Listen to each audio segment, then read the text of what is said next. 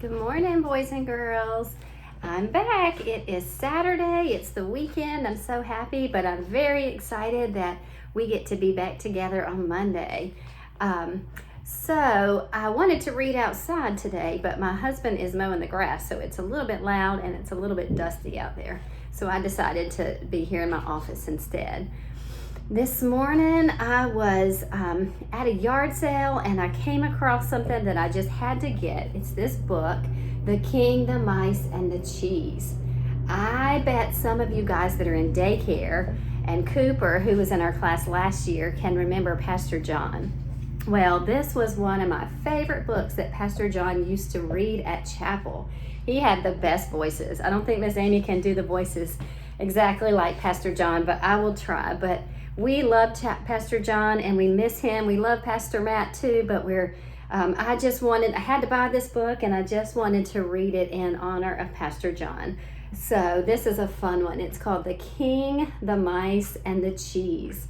And this book is written and illustrated by Nancy and Eric Gurney. They are the authors and the illustrators.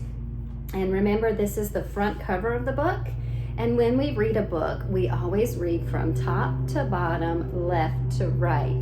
That's how the story goes. So let's see what happens with the king, the mice, and the cheese.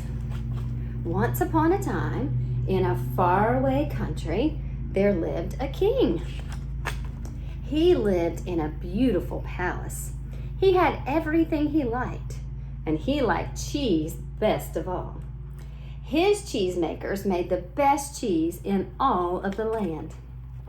Everyone in the palace could smell that delicious cheese. You see how they're sniffing it? Everyone in the town could smell the cheese. Everyone in the country could smell that cheese. A mouse did. We know that mice like cheese, don't they? And that mouse told his friends all about the cheese. Soon, every mouse in the whole land was running to the palace. The mice had fun living with the king and eating his cheese. But the king did not like this. Look, they're eating his cheese, and there he is. He's got a very worried look on his face. He called in his wise men. "What can I do to get rid of these mice?" he asked them. And so his wise men thought of a wonderful idea. Sometimes a king has a group of men that advise him or give him good advice on what to do if he has a problem. So the wise men brought in cats, big cats, little cats, fat cats, and thin cats. The mice-chasing cats did a very good job. Mice love to chase cats. You see them? Cats love to chase mice, excuse me. Soon, all of those mice were gone from the palace. Now, the cats were very happy. They liked living with the king. But the king was not happy. He did not like living with cats. Look, he's got cats on his couch, cats on his table. He's even got a cat there on his back. I don't think he likes that too much. And they're trying to take his food. The king called back in his wise men. "What can I do to get rid of these cats?" he asked them. "That's easy," said the wise men. "We know just how to get rid of them." What do you think they're going to do to get rid of the cats? The wise men brought in dogs.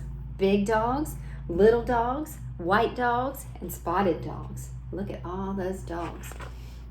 The cat-chasing dogs did a very fine job.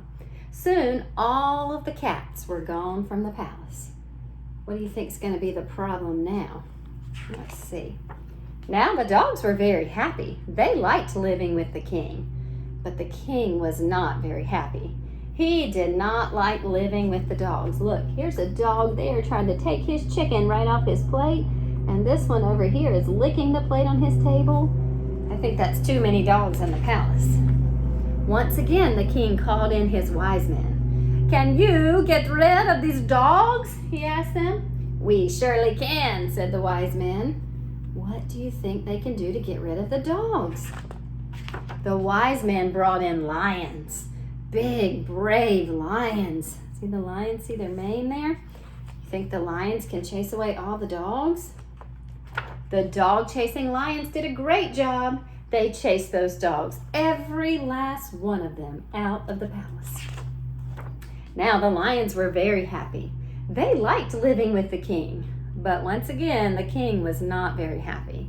He did not like living with lions. Look, this one's in his royal throne, and there's another one on the floor. Lions are a little too big to live in a palace, aren't they? For the 4th time, the king called in his wise men. Again, you must help me, begged the king. Well, how can I get rid of all these lions?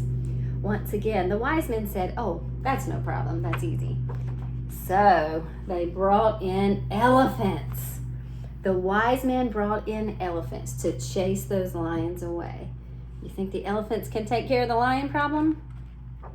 The lion chasing elephants did a wonderful job. Look, they used their trunks and sprayed those lions with water. Soon every last lion was gone from the palace. And the elephants, they were very, very happy living with the king. But the king, he was most unhappy living with the elephants. Look at this elephant. He's so big he busted through the wall of the palace. And this one, he's knocking down a column on the porch.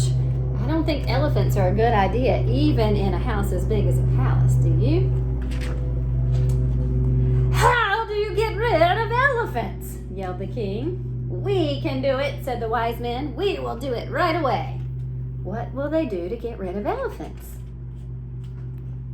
So they brought back all the mice. Remember the mice that were there in the first place? The elephant chasing mice went right to work. The mice chased every elephant out of that palace. There they go, out the door and down the road.